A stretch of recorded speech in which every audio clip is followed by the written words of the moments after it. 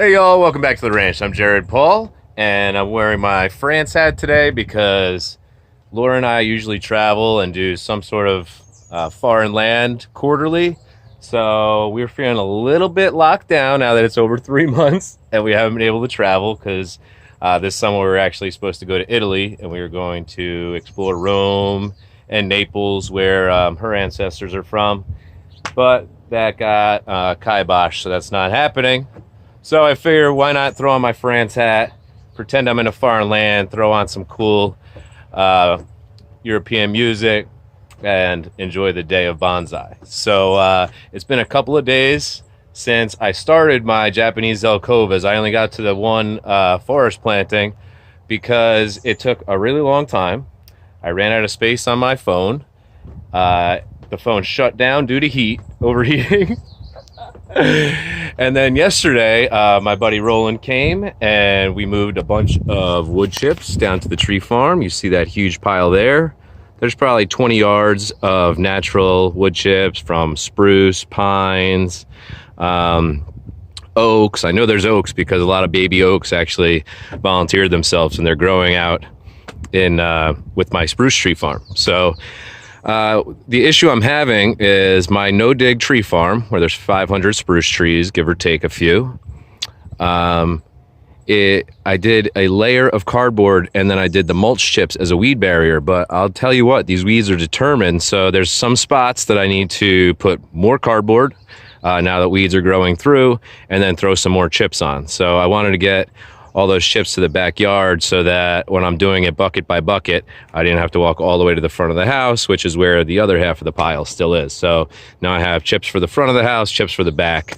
And if you could tell, just got the lawn mowed up too. So, that was about a day and a half worth of work.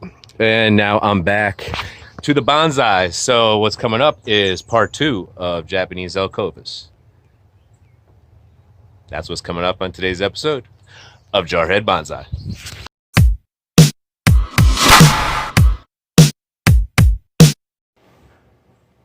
All right, y'all. I just wanted to give you a quick little view of the progress of my geranium bonsai. It's looking epic, and I'm glad I defoliated the older leaves because it enabled the roots to give a lot more power to this bloom. So I talked to Bonsai Jay, the resident expert in geranium bonsai. And I believe after this, after this bloom, I'm going to prune it here. Leave a little room for dieback and leave this branch because that's pretty cool, cascading. And that'll give some energy to this new growth that's coming out of the trunk, which I'm excited about. So then following the bloom of this, I'll probably bring it all the way back and allow this to be a completely different shape. And I'd have to say I don't have too many just flowers turned into bonsai. I'd have to say it's pretty rewarding because they grow out quickly and then you can totally change the tree. When you're working with like spruce or a pine, you could wait years to get growth like this and then you've committed. So anyways, if you have any geraniums at the end of the season, I encourage you to dig them up or don't pot one when you do plant everything in your beds, and keep it as a bonsai. Bring it in during the winter. So that's what I would do with that. All right, y'all. So here we go. We're back with the Zelkova forest planting with 3 that are planted closely together. And I planted them so that the swoop of the trunk, the initial start, they were all going away from each other. So let's see if we could do the same approach that we took from part 1 of the Japanese Zelkovas this time and clear out all cross branching and branches crossing into the other tree, and get the canopies raised to the all right, so on here I left a sacrificial branch, which I talked about in the last episode, and that helps thicken up the trunk so you get that nice thick taper from the bottom's thickest, and then it gets thinner as it goes up the tree. That's key early on. You don't want any bulging or anything like that, but it's really helped. Not sure if you can see, I'll show you afterwards. So Laura is working right there in her home office, waterfront view. So if her phone rings, what I'll do is I'll mute the video at that point and I'll throw on some music for y'all so you know what's happening. So I actually have 9 different plantings of the Zelkovas, and 6 are really active and I'm going to prune. 1 I've already done, so I'll do 5 more today, and then 3 of them are dormant, and if I remember, I'll show you that before the conclusion. So I'm going to leave this branch still, and I'm not even going to nip the tip. I'm just going to let it get really vigorous because it won't bother either of these, you know. So using the word vigorous, I wanted to drop some names on the early part of this video because I really think that growing bonsai in the YouTube era has been so rewarding. I'm really not a read a book person, so it's really awesome to be able to throw in a 2-minute video up to an hour video of some of my bonsai broskies and learn some stuff, see what everybody else is doing, and think, okay, I'm not just another I'm not the only crazy tree person in the world. There's others like me. So I wanted to give shout outs. So originally, number 1, Nigel Saunders got me into bonsai. My wife got me a seed growing kit, and I found Nigel on YouTube and instantly was obsessed with bonsai and started buying stock trees and killing them right away. I got buddies all over the world now, so why don't we staying in Canada with Nigel, my buddy Bonsai Jay. He's got an outstanding collection, and he and Nigel, I believe, are in the same bonsai club, so they share some of the same cool, really rare trees. Check him out. Really good dude, and he takes his time, and he'll help you learn. I tend to fly through stuff, but whatever. I don't have a lot of memory on my phone. I'm a Marine. That's how I do. Going across the pond, we got my buddy Ian at Back Garden Bonsai, and he is somewhere around Belfast, Ireland. Totally cool dude. He's really good with his video editing, very organized, and he's got some decent playlists that will really teach you about root pruning, and he's recently got into wiring and soil composition, just some good stuff. So check him out. Bonsai Rebellion up in Germany. He's doing his thing with music through all of his videos. He doesn't speak to you, which is kind of nice sometimes. You know, you just throw it on in the morning and you check out somebody else's trees or techniques, and his videos are short and to the point. Totally dig it. My buddy Scott Winard down in England, Sheffield, England. He's at Let's Do Bonsai, and he has a ton of seed kits. So he started probably 10 different seed kit playlists this year, so you could go through the process. You don't have to read through the instructions and be all tedious. He'll show you exactly how it is because he's very precise. He has nice tools, good video, you know, video quality, so he'll really help you get started nice and easy. Taking it away from the bonsai world, my buddy Todd's Tropicals. He is down in Tampa, Florida, a fellow United States, an American. He has more freaking orchids and tropical plants than you could even believe. Pretty awesome. Totally dig it. And Darren at Grow Bonsai. Cool dude. He has mad video skills and he's impressive with that. Very animated, it's entertaining. Watch him not early in the morning because it's just like, okay, well, what was all that? But Darren, good people, I like him. Sam Doak, the bonsai bloke, he is hilarious. His accent is so thick, I spent half the time trying to figure out what the hell he's saying, but he's so down to earth. He does some cool stuff. Family man. And anyways, yep, him. And then who is the last person that I wanted to talk about? Oh, Ben at Appalachian Bonsai. He hasn't done much stuff lately, but what he does is such high quality. He's really cool with like creating deadwood and just really intricate Yamadori work. Guy's smart. I don't know what the hell he does, but he has something to do with the university. So that's my list. Those are my shout outs. I'm going to stop the video now so that I want to make sure I actually get some bonsai work done today. All right, we're back. What I'm probably going to do is now time lapse this or speed it up of some sort since I've talked for the first 20 minutes. I'm not going to have room on the phone.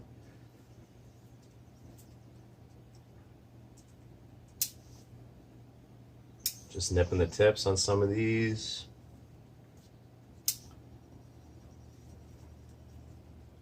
All right, so we've got some branches coming across each other. Obviously, I got to do something there. I like this one coming out this way. This branch coming off here is going straight up, so I'll leave that. I think when they're a little taller, it'll look good. Or I could, take a divide away from it. And this one I'm just raising up to the original divide. Taking the whole branches off, rubbing out a couple of nodes that are developing that I wouldn't use anyways.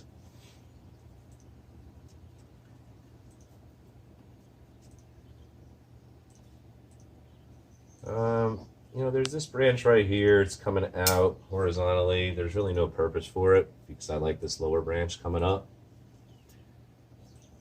This lower branch coming up has a side branch that's growing into the other tree. Take that out.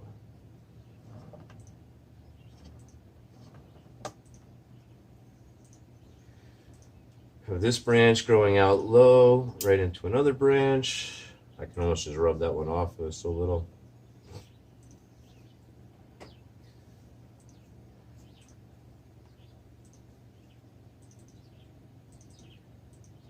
All right, so I have this branch coming up here, and then this one coming straight out. Even though it'll leave it a little bare right now, I'm gonna take that straight out one because I think this one will divide, and then I'll have a nice little 3 trunk going up. That'll be cool. I have a couple smaller ones coming off here going towards this second tree, but since this is the shorter tree and the apex is down here, I'm gonna let them go and see where that takes me. If there's some vertical nodes in the future, I could, have it split up higher on the tree and do that. I think with this guy, I'm gonna come up probably 4 inches higher at its max height than it's at now.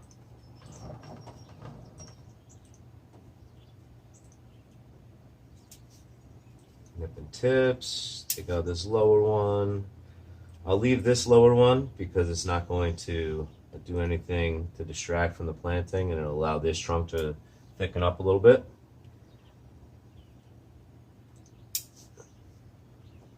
This one I'll take out. This is a nice little divide here. I'm gonna let both go, let both survive here. This lower one here, it's growing into another branch, no point in it.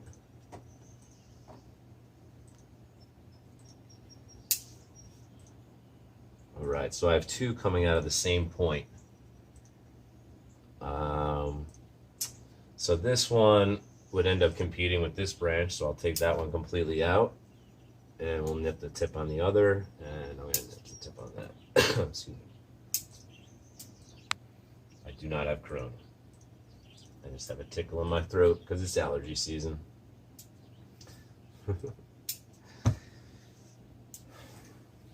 Seriously, I was doing a video session today, a virtual session, and I had to keep using my arm hair to wipe the screen on my phone because I was doing it out on the deck because Laura was already working. And because the pollen just kept, there was residue all over my screen, I was losing sight of the client. I'm not complaining. I have apples and blueberries, raspberries, blackberries. So I need that pollination. I need all that pollen. I need bees. And we have tons of hummingbirds here on the ranch. You know what I think I'm gonna do? So this is nice, and it's not too thick yet.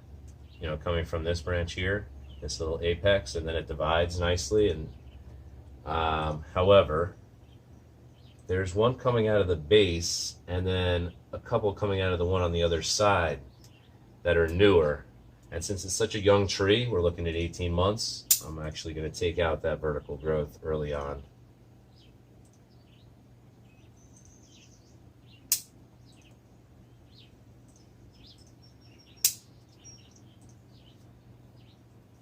Yeah, I like that better. So I got this branch over here on the second less dominant trunk, and that was growing across the dominant trunk and then going to be into the dominant tree, so that was pointless to keep, so I eliminated it. All right, last tree here. This bad boy is full. So starting low, we already got that cleaned up. This branch, that'll be growing across the other trunk. I don't like that, so I'm taking that out. This branch, again, going across. All right, these 2, 3 are growing away, so I'll allow that. Maybe that could be like a weeping aspect eventually. And then there's a small branch coming off the back that could go vertical, so I'm going to allow that. I've already clipped it a little bit. Okay, so I have a really annoying vertical branch growing up and in. Taking that totally out. One growing across, one that's reaching for the side of the pot, so I'll take that out. You know what, I don't like that at all. No. I'm going to take this down to its last outward facing bud, and hopefully we just get some vertical growth here. I'd like to have the center of this full so that it canopies and looks like, oh, that could be one nice tree, but no, it's 3 perfect trees working in symmetry.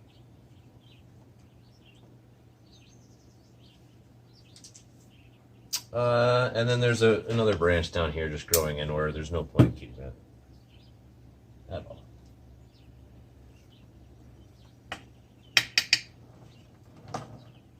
Okay, so we have a couple of sacrificial branches, and then the rest is cleaned up. Nothing growing into one another. If it's not a dominant branch, I didn't even nip the tip. This one is, so I'll take this out. Cool.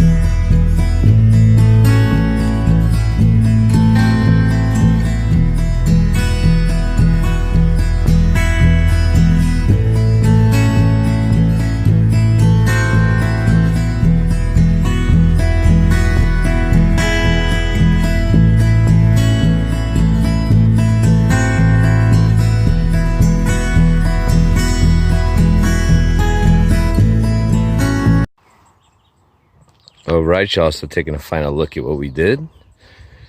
2-part series concluding the Japanese Zelkova. This was the first pruning. If you missed part 1, you can go back in the playlist.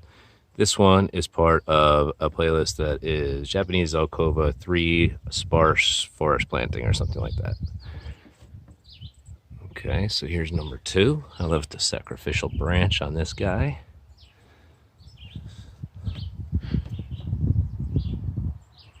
Such a nice leaf, I love it. Watch it blowing in the wind, so cool. All right, so bringing you down to the 3 specimen. I actually have 10 plantings. I did not need to prune the most advanced of my Japanese Zelkova bonsai. The Zelkova in a duck pot, Mr. Buddha, and a nice piece of quartz, which happens to be 10% of what makes up the ground, all the sediment of Connecticut, 10% quartz. So there's some quartz mines around here on some hikes, and we always grab a stone or two for the plantings. All right, so those are all pruned up. Now these three, they are also Zelkovas, all grown about 18 months. And I don't know if you can see because of my camera and the lighting, but there are some like swelling nodes. I don't know if they're swelling actually, but they are the color. They're red, which is right before they start to pop and make green. But they're just way behind. Boom, boom, and boom, boom. So this was actually a surprise. I found this amongst my trident maples. So this was a third planting of 3 of these.